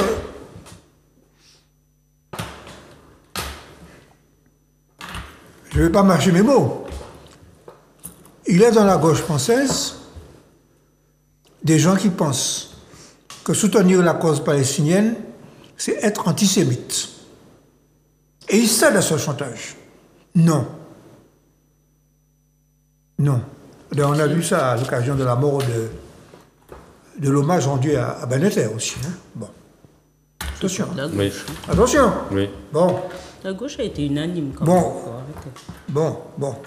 En tout cas, le fait est, c'est que ce qui se passerait, l'Égypte, qui jusqu'ici a été très prudente, l'Égypte, parce que c'est la frontière avec l'Égypte. Tout à fait. Le Sinaï. L'Égypte est en train de dire à Israël, attention. Donc, ce qui se passe à Rafah, effectivement, l'opinion publique internationale, nous, Martiniquais, qui sommes faisons partie des peuples opprimés, nous devons élever la voix contre ces actes. Voilà. Et Raphaël, je te donne la parole là-dessus. Juste un petit commentaire, je me permets un petit commentaire. L'Égypte qui est en paix avec Israël depuis la fin des années 70. Oui, c'est ça, exactement. Remettrait en cause cette paix. Alors, il faut naturellement que nous évitions les différences. Ce qui arrive là est inacceptable et le mot est faible, bien entendu. Il faut que nous soyons mobilisés pour dire non à ce qui est en train de se passer, c'est-à-dire le génocide de ce peuple-là. Parce que c'est ça, Israël cherche à faire un nettoyage ethnique. C'est tout simple. Parce qu'Israël estime que c'est son territoire depuis des millénaires. Qu'ils appellent Judée-Samarie d'ailleurs. Voilà, exactement. C'est son territoire. Donc les Palestiniens soient sur leur territoire, le territoire des Israéliens, c'est un non-sens pour eux. Donc, le Hamas a offert comment dire, une possibilité, une opportunité pour Israël, effectivement, de faire ce nettoyage-là. Et c'est pour ça qu'il faut absolument retourner l'opinion au sein d'Israël même pour arriver à arrêter Netanyahou. Et ce n'est que par ce biais-là. Ce n'est pas les puissances étrangères qui vont réussir comment dire, à faire revenir sur cette décision de faire ce nettoyage ethnique. Donc c'est en Israël même, c'est-à-dire au sein de la population israélienne, il va falloir agir. C'est cette opinion-là qui va permettre effectivement d'arrêter Netanyahou dans sa folie meurtrière. Voilà. Béatrice, 3,8 milliards d'euros donnés par les États-Unis à Israël pour mener cette politique-là. Qu'est-ce que ça t'inspire?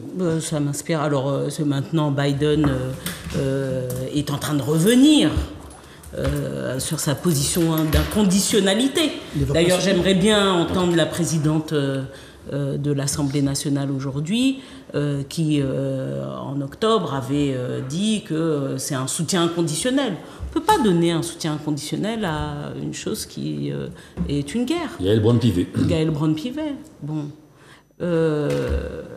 La peur, chaque camp, parce que moi je le répète, je ne suis pas une pro-Hamas, parce que je sais aussi ce que promeut le Hamas, notamment sur la question des femmes, ce sont aussi des islamistes assez sévères. Par contre, je suis pour la liberté des peuples. Il y a un peuple qui a été colonisé. Il y a un peuple qui est encore délogé. Il y a encore des colonisations de terrain, de territoire. Et aujourd'hui, il y a un génocide qui se fait sous les yeux et la bouche fermée d'un Occident dit puissant. Exactement. C'est ça qui est problématique. Donc, bon, en Russie, on dit « Ah, les sanctions, ceci, cela ». Et puis là, on dit rien. On balance des sous. Il y a des gens qui meurent, on balance des sous. Vous savez, tout à l'heure, on a parlé de Mayotte, mais vous inquiétez pas, les Mahorais auraient été de la couleur des Afrikaners. Ça aurait posé beaucoup moins de problèmes que les Comoriens auraient été le Coderme. Ça aurait posé moins de problèmes qu'ils viennent et qui débarquent. Parle français, dis blanc. Blanc. Non, mais je ne crois pas aux histoires de couleurs. Le Coderme. Là, on massacre du coup des musulmans. Vu que la petite doxa, ça c'est la doctrine, oui. La doctrine maintenant générale, c'est de faire peur avec le palestinien, le musulman. Mais enfin, on répète, la taille de la Palestine et la taille de Gaza aujourd'hui, c'est un tiers de la Martinique sur un territoire sur lequel on demande à 2 millions. Donc déjà, c'est un tiers de la Martinique. Donc aujourd'hui, on dit à 2 millions de personnes d'aller sur le tiers du tiers. D'accord? Donc d'aller se caser entre Shellcher, Fort-de-France et Saint-Joseph. Voilà ce que l'on dit à 2 millions de personnes. Et quand ils y sont, on leur tire dessus. Alors, moi, j'arrive pas. Je suis effarée par ce que devient ce monde. Je suis effarée par l'usage, parce que, évidemment, Israël est en droit de demander, c'est normal qu'on soit terriblement horrifié par le fait qu'il y ait eu des personnes kidnappées et qu'il faille solliciter la restitution de ces personnes qui ont été kidnappées. Il faille aujourd'hui qu'il y ait aussi ceux qui ont été tués, des jeunes qui forcément étaient probablement parmi ceux qui défilaient. Tout à l'heure, tu as parlé de l'opinion israélienne. Il y avait une opinion, et probablement que c'était elle qui s'est retrouvée, ces jeunes qui étaient en train de s'amuser, qui se sont retrouvés sous les balles de terroristes. Mais je crois qu'aujourd'hui, ça ne justifie pas les moyens déployés, pas seulement par Israël, par un certain nombre de pays, les États-Unis, l'Angleterre, la France, qui donnent beaucoup d'argent pour que finalement le massacre continue. Et peut-être que, comme le Parti socialiste le dit, le cessez-le-feu doit être immédiat. 2, les poursuites aujourd'hui judiciaires doivent être envisagées. Et puis 3, il faut peut-être aussi arrêter la vente d'armes, non? Tout à fait. Alors, Dany, coup du doigt international. Dans quel monde vivons-nous pardon. Je vais évoquer un souvenir, mais vraiment d'enfance. Quand j'étais jeune, quand j'avais 6 ans, j'étais à Monaco avec mon père. Et vous savez, à l'époque, pas de Jenny tenir l'Ondeg Monaco. Moi, j'étais seul nègre dans l'école là. J'étais footballeur. J'étais footballeur professionnel. Et monté dans l'école Monaco, etc. Et première fois, moi, en nom blanc arrivé à Monaco, c'était en 1974. J'ai ça marqué en tête. Donc, encore un bout qui est arrivé. Et je vais donc vers lui et je lui demande, c'est curieux, mais tu viens d'où? Et en fait, c'était les premiers réfugiés du sud Liban. Quand Israël s'attaque à l'OLP qui est au sud Liban, et donc c'est les premiers réfugiés. Et ce gamin de 6 ans, je ne sais pas comment t'expliquer ça, a su me faire passer l'horreur de ce qu'avait été cette épreuve pour lui, qui avait laissé tante, parents, maison, et qui était sans doute venu se réfugier à Monaco parce qu'il en avait les moyens. Et depuis ça, Charles, on en a déjà parlé à titre privé, cette cause, elle me brûle. Et tout à l'heure, nous parlions de Robert Bandeter et de l'exemplarité qu'il avait à faire, à la fois des convictions, mais des valeurs humaines, quelque chose de cardinal dans les prises de position politiques. Je ne suis pas certain que, mis dans une monstruosité politique, juridique, militaire pareille, si l'homme que je suis aurait pu rester un homme qui récuse la folie meurtrière. Alors, je vais rassurer tout le monde, hein. Je condamne de là où je suis, hein, parce que je suis dans le confort, tout ce que fait le Hamas. C'est abject. Il faut pouvoir le condamner, mais fondamentalement. Mais quand on est autant opprimé, mais comment fait-on pour rester humain? On applique à ces hommes, depuis des décennies, dans la plus grande indifférence, quelque chose qui est inhumain, qui est une injustice immonde qui pue, et on leur demande de rester raisonnables. Quand des forces politiques raisonnables ont émergé au sein des Palestiniens, ils se sont fait soit assassiner, soit ils ont disparu, soit ils sont enfermés. Et donc, je ne qualifie pas le terrorisme, je le disqualifie, je dis qu'il est immonde, il faut le combattre. Mais face à ça, qu'est-ce qui peut émerger sinon cela? Et donc finalement, Israël fait le choix cynique. On dit souvent que le Hamas se sert de sa population comme d'un bouclier humain, mais Israël se sert de sa population comme d'un bouclier humain. Quand vous avez fait des milliers de gens, allez non pas en Cisjordanie. C'est un néologisme qu'il faut révoquer. On appelle ça la Palestine occupée. Ce n'est pas la Cisjordanie. Quand les Allemands viennent en Alsace, ça ne devient pas la Transrhénanie, ça devient la France occupée. Donc moi, je suis un adversaire de cette formalisation de la Cisjordanie, qui est une forme de capitulation politique. C'est la Palestine occupée. Quand on fait vivre un régime d'apartheid en Cisjordanie occupée, comment voulez-vous qu'il y ait des solutions et sans qu'il y ait de condamnation ferme des puissances du monde? L'Irak, je fais un retour en arrière. Rapidement.